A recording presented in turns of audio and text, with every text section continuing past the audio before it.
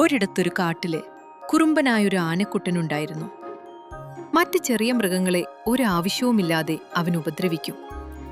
അങ്ങനെയിരിക്കെ ഒരു ദിവസം കാട്ടില് കളിച്ചു നടക്കെ ഒരു വലിയ മരക്കൊമ്പിലെ അവനൊരു കുരുവിയുടെ കൂട് കണ്ടു. ഉടനെ തന്നെ അവൻ ആ മരച്ചില്ല തുമ്പിക്കൈക്കൊണ്ട് പിടിച്ച് കുലുക്കാന് തുടങ്ങി. ആ കൂട്ടില് കുറെ മുട്ടകളുണ്ടായിരുന്നു. പാവം അമ്മക്കുരുവി. അവൾ വേഗം പറന്നു ചെന്നു ആനക്കുട്ടനോട് പറഞ്ഞു, ആനക്കുട്ട, ദയവു ചെയ്തു ഞങ്ങളെ ഉപദ്രവിക്കല്ലേ.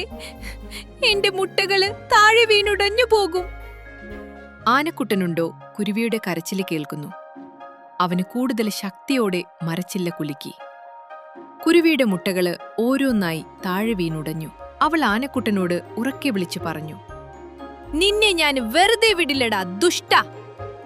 ആനക്കുട്ടന് പരിഹസിച്ചുകൊണ്ട് പറഞ്ഞു, ഇത്തിരി പോന്ന നീ എന്നെ എന്തു ചെയ്യാനാണ്? എന്നിട്ട് അവിടെ നിന്നും എങ്ങോട്ടോ പോയി. ഇതെല്ലാം കണ്ടുകൊണ്ട് ആ മരത്തില് കൂടുകകൂട്ടിയിരുന്നൊരു കടന്നല് കുരുവിയെ സമാധാനിപ്പിക്കാൻ ശ്രമിച്ചു. അമ്മ കുരുവി ആ കടന്നലിനോട് ചോദിച്ചു, ദുഷ്ടനായ ആ ആനക്കുട്ടനോട് പകരം വീട്ടാൻ എന്നെ സഹായിക്കാമോ?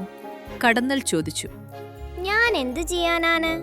കുരുവി പറഞ്ഞു, എനിക്കൊരു ഐഡിയ തോന്നുന്നുണ്ട്. ഞാൻ പറയാം. അതിനു മുമ്പ് നമുക്കൊരാളുടെ സഹായം കൂടി ആവശ്യമുണ്ട്.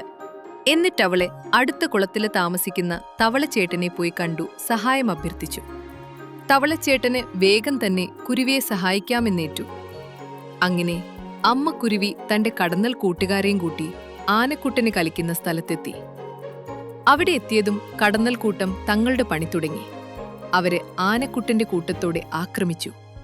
തലയിലും കണ്ണിലും കുത്തുതേറ്റ് കണ്ണ് കാണാന് പോലും വയ്യാതെ ആനക്കുട്ടന് പരക്കം പാഞ്ഞു. അപ്പോഴാണ് ദൂരെ തവളച്ചേട്ടന്റെ കരച്ചില് കേൾക്കുന്നത്. ആനക്കുട്ടന് വേഗം ആ ഭാഗത്തേക്ക് പാഞ്ഞു. തവള കരയുന്നിടത്ത് കുളമോ നദിയോ ഉണ്ടാകുമല്ലോ. വെള്ളത്തിൽ ചാടിയാൽ കടന്നൽ കൂട്ടത്തിൽ നിന്നും രക്ഷപ്പെടാമല്ലോ. തവളയുടെ കരച്ചില് കേട്ട സ്ഥലത്ത് പാഞ്ഞെത്തിയ ആനക്കുട്ടന് അടിതെറ്റി വീണത് ഒരു കൊക്കയിലേക്കായിരുന്നു. അമ്മ കുരുവി പറഞ്ഞതനുസരിച്ച് ഒരു കൊക്കയുടെ വശത്തിരുന്നായിരുന്നു തവളച്ചേട്ടന് കരഞ്ഞത്. കുറേ നേരം കഴിഞ്ഞ് മറ്റാനകൾ വന്നു ആനക്കുട്ടനെ കൊക്കയിൽ നിന്നും രക്ഷിച്ചു. വീഴ്ചയില് നല്ല പരിക്ക് പറ്റിയ ആനക്കുട്ടന് അതോടുകൂടി ഒരു പാഠം പഠിച്ചു. പിന്നെ അവന് ആരെയും ഉപദ്രവിച്ചിട്ടില്ല. നിങ്ങൾക്ക് ഈ കഥ ഇഷ്ടപ്പെട്ടെങ്കിൽ അപ്പോസിന്റെ ചാനൽ സബ്സ്ക്രൈബ് ചെയ്യണേ.